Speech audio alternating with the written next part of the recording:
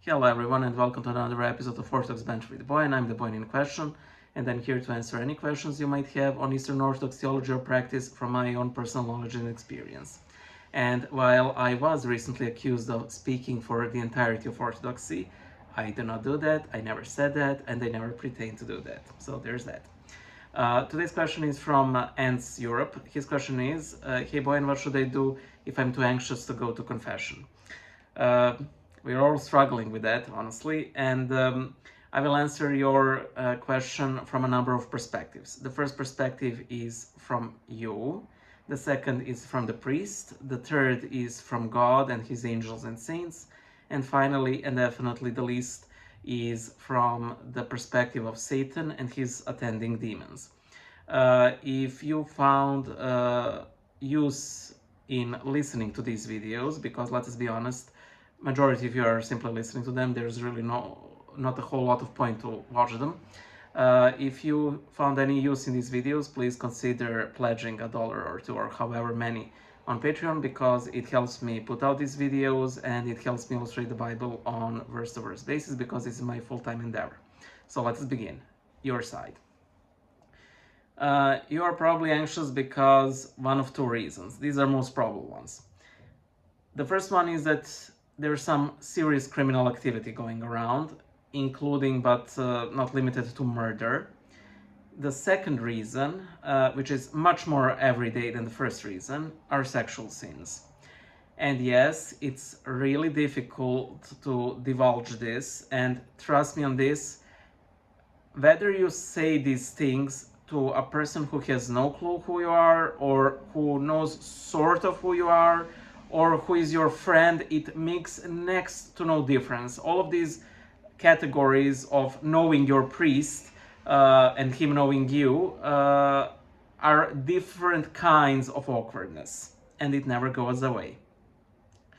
I can honestly say that you need to brave this.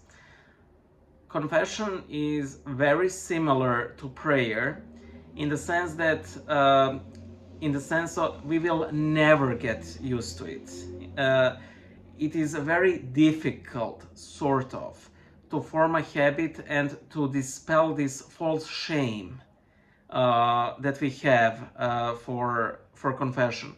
And they call it false shame because I think St. John Chrysostom said it, but a lot of other saints have said something similar. We should be ashamed to sin. We shouldn't be ashamed to confess. Actually, we should run to confession. We should feel exceeding joy, not only after confession, which granted most of us do feel. And I believe this is a special grace granted by the Lord to us because He knows how we are, put off by confession. Brave through it like a brave little soldier of Christ. My suggestion to you is, if you aren't too anxious, talk to your priest. Simply be honest with him. Father, I'm very anxious about confession. Don't say what sins you are, anxious about. But that very conversation with your priest, while knowing that you won't actually say what you're anxious about, will already put your mind at ease a lot. Just that first step. There might be other reasons you're anxious. For example, you might have had, a poor experience with a priest in confession. Honestly, that had never happened to me. I've never heard of someone in my immediate vicinity have a bad experience. I did read about them online, but then again, you can read about anything online, so it's sort of a given. Another common reason for anxiety before confession is repeating sins. And I will comment on repeating sins when I get to the Lord. Second category, the priest. It is priest's job, as it were, to hear your confession and to pronounce absolution over you. Your priest has heard it 1,000 times before, especially these everyday sins. even if it's something new and horrific, he's sort of expecting to hear that eventually, you know. And again, I'm next to certain that you haven't done something truly horrific. Yes, bad things, we'll do bad things. I doubt that you've done something truly horrific, but even if you did, that's more of a reason to go to confession. It's not a reason not to go, it's more of a reason to go. The priest has again heard all those everyday sins thousands of times, especially that one sexual sin that we all fall into, well, most of us, again, heard it a billion times. Even Simpsons made a joke about it. So, no reason to confess. The third category, God and angels and saints. You know, if we avoid confession, not only are we damaging ourselves with sin, we are depriving the Lord of an occasion to rejoice in us.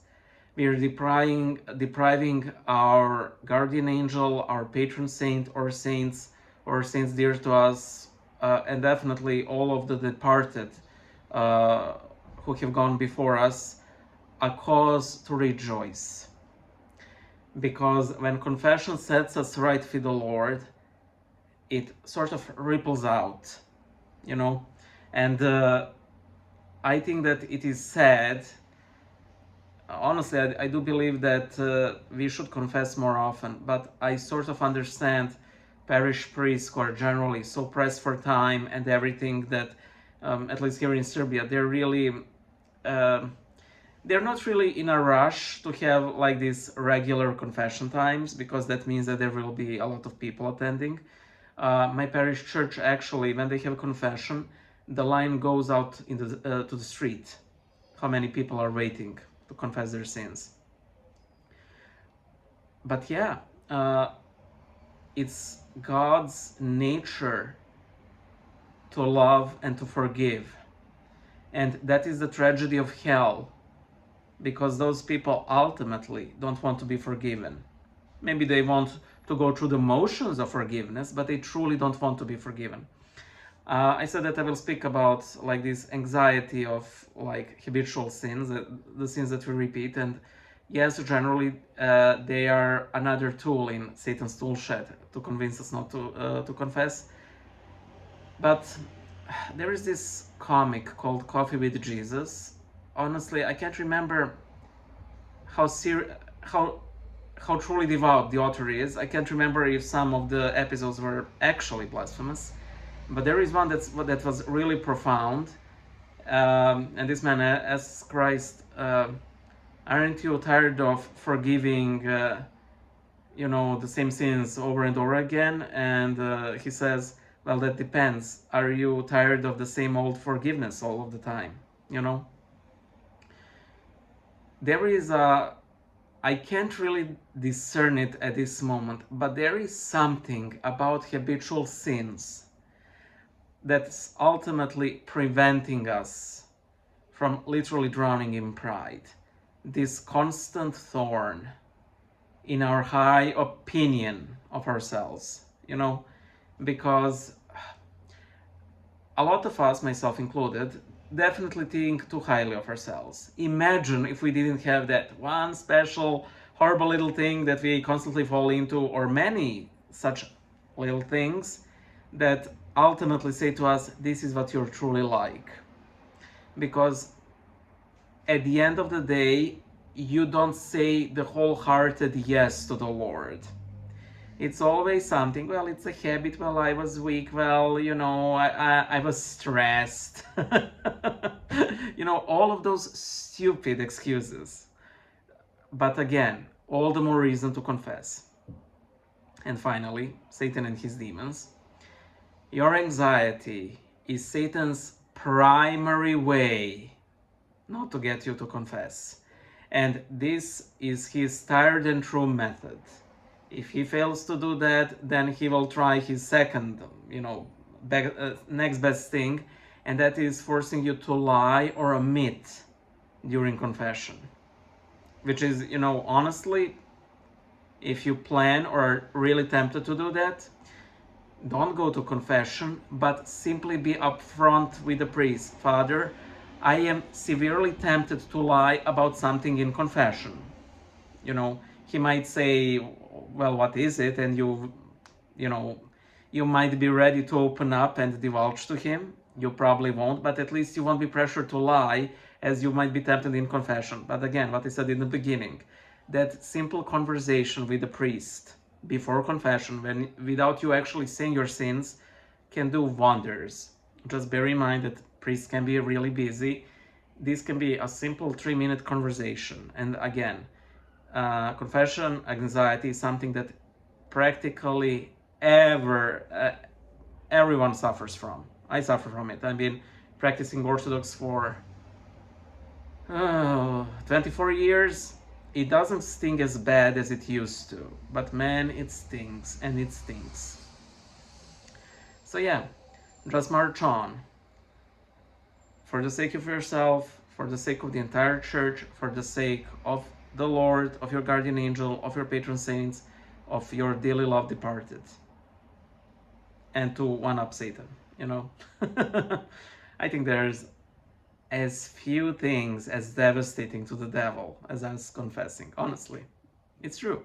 I mean, he literally has to witness all these bonds he has tangled us up in, simply, you know, dissolving, entangling, and shattering. So yeah, go and confess. Again, whatever you've done, even if it's the most horrible, depraved, horrible, monstrous thing, go, say. And if the priest, you know, gives you a penance, do it gladly. Honestly, I only got penance like 2 times in my life. Maybe 1. I can't remember, but yeah. So yeah, go and confess. Bye.